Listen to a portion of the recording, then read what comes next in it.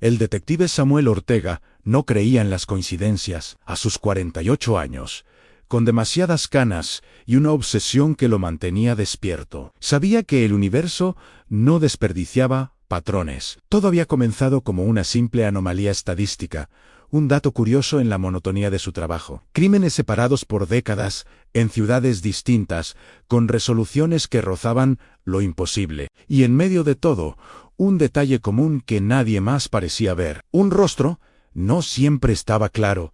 A veces era solo una silueta en el fondo. No siempre miraba de frente, pero estaba ahí, como un eco visual. Samuel trabajaba en los archivos antiguos, el sótano polvoriento del departamento de policía, donde los casos cerrados iban a morir. Un cementerio de papel para expedientes olvidados. Era el lugar perfecto para que los errores se escondieran. Y Samuel era un experto en encontrarlos. Una noche, bajo la luz fluorescente que parpadeaba sobre su escritorio, amplió una fotografía de un caso de 1984.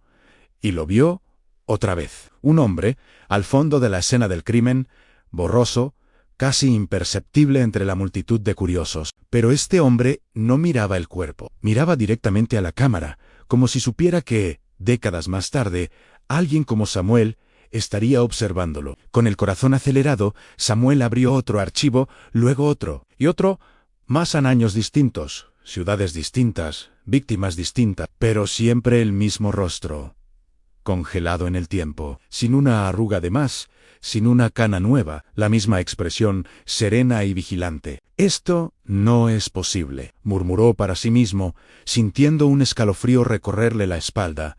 «Nadie envejece así». O, mejor dicho, nadie deja de envejecer así. Empezó a trazar una línea en la pared de su oficina. Conectó fechas, ubicaciones, nombres, muertes que habían sido evitadas misteriosamente. Muertes que parecían orquestadas con una precisión aterradora. El patrón que emergía no era caótico, no era la obra de un lunático. Era selectivo, era deliberado, hablaba solo, rodeado de fotos y recortes de periódico. «No estás matando por placer», le dijo al rostro que lo miraba desde una docena de imágenes. «Estás corrigiendo». Esa palabra se le clavó en la mente. Corregirán, porque corregir significaba intención, un propósito. Y alguien con un propósito tan grande también podía equivocarse. Fue entonces cuando Samuel hizo algo que ningún manual de procedimiento aprobaba. Empezó a estudiar las ausencias, no los crímenes que habían ocurrido, sino los que deberían haber ocurrido y no lo hicieron. Analizó perfiles de asesinos en serie, estudió sus escaladas de violencia, sus patrones, y en varios puntos clave, la cadena se rompía sin explicación. Un asesino que estaba a punto de alcanzar su clímax de violencia simplemente desaparecía. Un ataque que parecía inminente nunca sucedía. En medio de una de esas ausencias, encontró el primer hilo del que tirar de verdad. Una nota escrita a mano, archivada por error en un expediente de 1991.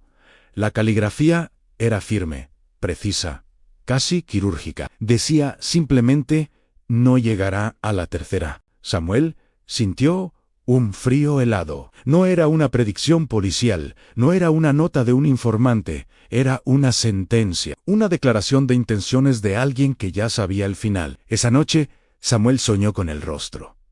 En su sueño, no lo veía matando, no lo veía huyendo. Lo veía observando a Anne desde la distancia. En silencio, Anne, igual que él, la revelación lo golpeó al despertar. Eran dos caras de la misma moneda. Ambos eran observadores. Empezó a hablar con el rostro de nuevo, esta vez con una nueva teoría formándose en su cabeza. Caminaba de un lado a otro de la oficina frente al tablero cubierto de hilos rojos. «Si sos el mismo en todas las fotos», decía, señalando una imagen de los años 60 y luego una de los 90. «Entonces, no viajás con el cuerpo, viajás con la conciencia». Anne se detuvo en seco. La idea era absurda, una locura, pero era la única que encajaba en todas las piezas.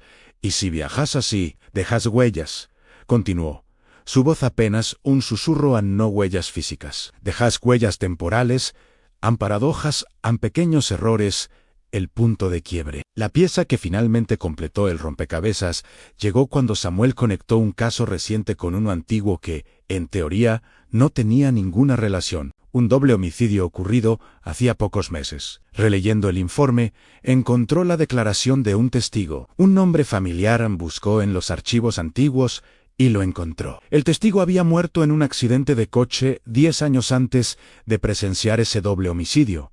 Un error, un imposible. Una sonrisa se dibujó en el rostro cansado de Samuel. «Fallaste», dijo en voz alta, mirando fijamente la foto más clara que tenía del hombre misterioso. «Y eso te hizo humanón por primera vez».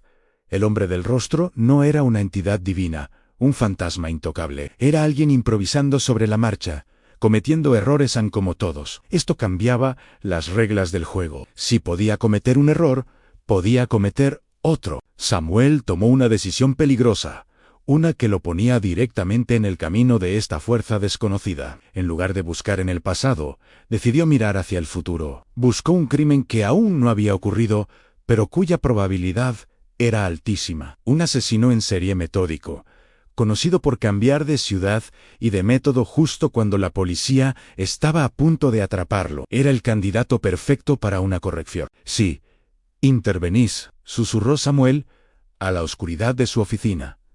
«Te voy a ver». Ann comenzó a prepararse. Colocó cámaras de vigilancia en lugares estratégicos. Marcó archivos con información sutilmente alterada. Dejó pequeñas trampas temporales, migas de pan anacrónicas que solo alguien que pudiera ver el panorama completo notaría. No lo hacía para atraparlo en el pasado. Su objetivo era mucho más audaz.